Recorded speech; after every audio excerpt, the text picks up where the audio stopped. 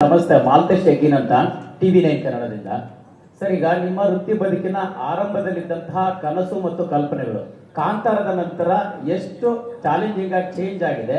Kannada cinema industry ಉಳಿಬೇಕಂತಂದ್ರೆ ಸ್ಟಾರ್ಗಳ ಸಿನಿಮಾಗಳು ವರ್ಷಕ್ಕೆ 2-3 ಬರ್ಬೇಕನ್ನುವಂತ ಚರ್ಚೆ ಆಗಾಗ ಇರ್ತಾನೆ ಇರುತ್ತೆ. ಬಟ್ ನಿಮ್ಮ ಮುಂದಿನ ಪ್ಲಾನ್ ಕನ್ನಡ ಸಿನಿಮಾಗಳ ಬಗ್ಗೆ ಆಗಿರ್ಬೋದು, ಇಂಡಸ್ಟ್ರಿಯ ಉಳಿವಿಗಾಗಿರ್ಬೋದು, ಯಾವ ರೀತಿ ಇರುತ್ತೆ ಅನ್ನೋಂಥದ್ದು ಸರ್? ಜಗ್ಗಿ ಆಕಾಶವಾಣಿ ತರ ಹೋಯ್ತು, ಎಲ್ಲಿದ್ದಾರೆ ಕಾಣಿಸ್ತಿಲ್ಲ ನೀವು ಸರ್. ಆಯ್ತು ಓಕೆ ಸರ್, ಸುಮಾರು ದಿವಸ ಸಿಗ್ದೆ. ಸೊ ನೀವು ದೂರ ಆಗಿದ್ದೀರಿ ಸರ್.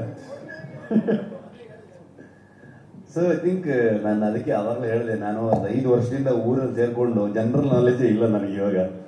ಸೊ ಜನರಲಿ ಇಲ್ಲಿ ಏನ್ ನಡೀತಾ ಇದೆ, ಏನ್ ಕತೆ ಅನ್ನೋದು ಬರೀ ಮುಳುಗೋಗಿದ್ದೀವಿ ಇದ್ರೊಳಗೆ. ಯಾರು ಉಳ್ಸಕ್ಕಾಗಲ್ಲ ಅಂತ ಅನ್ಸುತ್ತೆ, ಯಾರು ಒಬ್ರಿಂದ ಉಳ್ಸಕ್ಕಾಗತ್ತೆ ಅಂತ ಅವ್ರಲ್ಲಿ ಹೇಳಕ್ಕಾಗಲ್ಲ. ಸಿನಿಮಾ ಜನರಿಗೆ ಇಷ್ಟ ಆಗ್ಬೇಕು.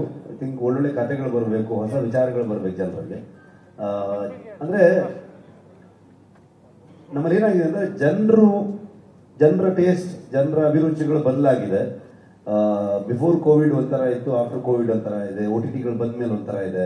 ಬಂದು ಸ್ವಲ್ಪ ಟೈಮ್ ಆದ್ಮೇಲೆ ಮತ್ತೆ ಪುನಃ ಥಿಯೇಟರ್ ಎಕ್ಸ್ಪೀರಿಯನ್ಸ್ ಹೋಗುವಂತ ವಿಚಾರಗಳು. ಕಾಂಟೆಂಟ್ ಫಿಲ್ಮ್ ಆಗ್ಬೋದು, ದೊಡ್ಡ ಸ್ಕೇಲ್ ಫಿಲ್ಮ್ ಆಗ್ಬೋದು, ಪ್ಯಾನ್ ಇಂಡಿಯಾ ಆಗ್ಬೋದು, ಸ್ಟಾರ್ ಫಿಲ್ಮ್ ಆಗ್ಬೋದು, ಈ ತರದ ಬೇರೆ ಬೇರೆ ಅಭಿರುಚಿ ಇರುವಂತಹ ಜನರಿದ್ದಾರೆ. ಅವ್ರ ಅಭಿರುಚಿಗಳು ಬದಲಾಗ್ತಾ ಇದ್ದ ಹಾಗೆ ಸಿನಿಮಾದವರು ಡಿಮಾಂಡ್ ಅಂಡ್ ಸಪ್ಲೈ ಸ್ವಲ್ಪ ಏನೋ ವೇರಿಯೇಷನ್ ಆದಾಗ ಆಗುತ್ತೇನೋ ಅಂತ ಅನ್ಕೊಳ್ತೀನಿ ನಾನು. ಫಾರ್ ಎಕ್ಸಾಂಪಲ್, ನಮ್ಮ ಶನಿಲ್ ಗುರು ಅವ್ರದ್ದು JP ತುಮ್ಮಿನಾಡ್ ಅವರ ನಿರ್ದೇಶನದಲ್ಲಿ ಬಂದಿರುವಂತಹ ಸಿನಿಮಾ, ನಿಮಗೆ ಅದು ಒಂಥರ ಒಂದು ಸ್ಮಾಲ್ ಟೌನ್, ಒಂದು ಊರಿನ ಒಂದು ಕತೆ. ಅದಕ್ಕೆ ನಿಮಗೆ ಯಾವ ಪ್ರಮೋಷನ್ನು ಅಥವಾ ಯಾವುದೇ ರೀತಿಯಾದ ವಿಚಾರಗಳು ಯಾವ ಒಂದು ಸರ್ಕಲ್ ಒಳಗಡೆ ಸಿಗದೇ ಇಲ್ಲ.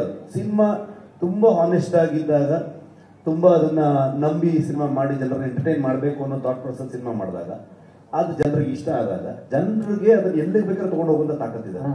ಹಾಗಾಗಿ ನೀವು ಜನರಿಗೆ ಇಷ್ಟ ಆಗಂತ ಸಿನಿಮಾ ಅದನ್ನ ಹಾಗ ಅಂತ ಲೆಕ್ಕ ಹಾಕಕ್ಕೂ ಆಗಲ್ಲ. ಇಷ್ಟು ಸಿನಿಮಾ ಬಂದ್ರೆ ಇದು ವರ್ಕ್ ಆಗುತ್ತಾ ಗೊತ್ತಿಲ್ಲ. ಅದು ಅಲ್ಟಿಮೇಟ್ಲಿ ಜನರಿಗೆ ಇಷ್ಟ ಆಗುವಂಥದ್ದು ಮಾಡಬೇಕಾಗತ್ತೆ. ಅದಕ್ಕೆ ಹೊಸ ಹೊಸ ಪ್ರತಿಭೆಗಳು, ಹೊಸ ವಿಚಾರಗಳು ಬರ್ತಾ ಹೋಗ್ಬೇಕಾಗತ್ತೆ ಅಂತ ಅನ್ಸುತ್ತೆ. ಎರಡೇ ಕ್ವೆಶನ್ ರುಕ್ಮಿಣಿ ಅವ್ರಿಗೂ ಕೇಳ್ಬೋದು. Last 2 questions sir. ಅಮೆರಿಕಲ್ಲಿ ಯಾವ ಲ್ಯಾಂಗ್ವೇಜ್ ಅಲ್ಲಿ ರಿಲೀಸ್ ಆಗ್ತಾ ಇದೆ ಸರ್? 100% ಕನ್ನಡದಲ್ಲಿರುತ್ತೆ. ನಾವು ಹೆಮ್ಮೆ ಕನ್ನಡಿಗರು, ಕನ್ನಡದಲ್ಲಿ ಇದ್ದೇ ಇರುತ್ತೆ. ಅದರ ಜೊತೆಗೆ ಬೇರೆ ಎಲ್ಲ ಭಾಷೆಯ, ಯಾಕಂದ್ರೆ ನೀವೇ ತಗೊಂಡು ಹೋಗಿ ಪ್ಯಾನ್ ಇಂಡಿಯಾ ಫಿಲ್ಮ್ ಮಾಡಿ ಜಗತ್ತಿನಾದ್ಯಂತ ತಲುಪಿಸೋಕೆ ಶುರು ಮಾಡಿದವ್ರೆ ನೀವೇ. ಸೊ ಈಗ ಅಲ್ಲಿಯ ಭಾಷೆಯ ಸಿನಿಮಾಗಳು ಕೊಡಬೇಕಾಗಿರೋದು ಕೂಡ ನಮ್ಮ ಜವಾಬ್ದಾರಿ. ಸೊ ಹಾಗಾಗಿ ಬೇರೆ ಎಲ್ಲಾ ಭಾಷೆಗಳಲ್ಲೂ ಇರುತ್ತೆ, ಕನ್ನಡದಲ್ಲೂ ಕೂಡ ಇರುತ್ತೆ. ಸತೀಶ್ ನ್ಯೂಸ್ 18 ಇಂದ ಸರ್. ಇಲ್ಲಿ ಏನೋ ಕೇಳ್ತಾ ಇದ್ದಾರೆ, ಸತೀಶ ಮಾತಾಡ್ತಿದ್ದೀವಿ.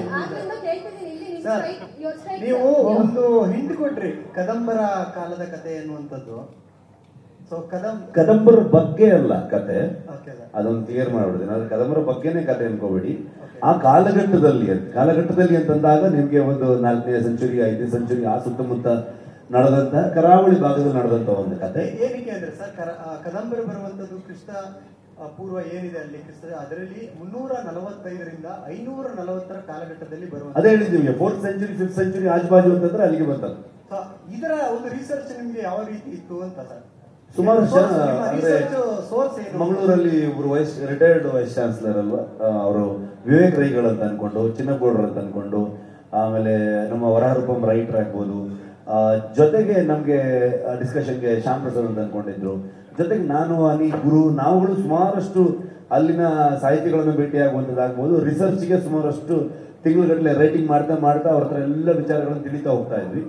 ಅವೆಲ್ಲ ವಿಚಾರಗಳು ಇಟ್ಕೊಂಡು ನಮ್ಮ ಕತೆಗೆ ಏನ್ ಬೇಕು ಅನ್ನೋ ವಿಚಾರಗಳನ್ನ ಅಷ್ಟೇ, ಎಲ್ಲವನ್ನ ಹೇಳ್ತಾ ಇರಕ್ಕಾಗಲ್ಲ. ಅವಾಗ ಅದೆಲ್ಲ ಹೇಳ್ತಾ ಹೋದ್ರೆ ಡಾಕ್ಯುಮೆಂಟರಿ ಆಗ್ಬಿಡುತ್ತೆ. ಈ ಕತೆಗೆ ಏನ್ ತಗೊಳುತ್ತೆ, ಏನ್ ಬೇಕು, ಇಲ್ಲಿ ಏನೇನು ವಿಷಯಗಳನ್ನ ಹೇಳ್ಬೋದು ಅಷ್ಟನ್ನ ಹೇಳುವಂತ ಪ್ರಯತ್ನ ಮಾಡಿದೀವಿ.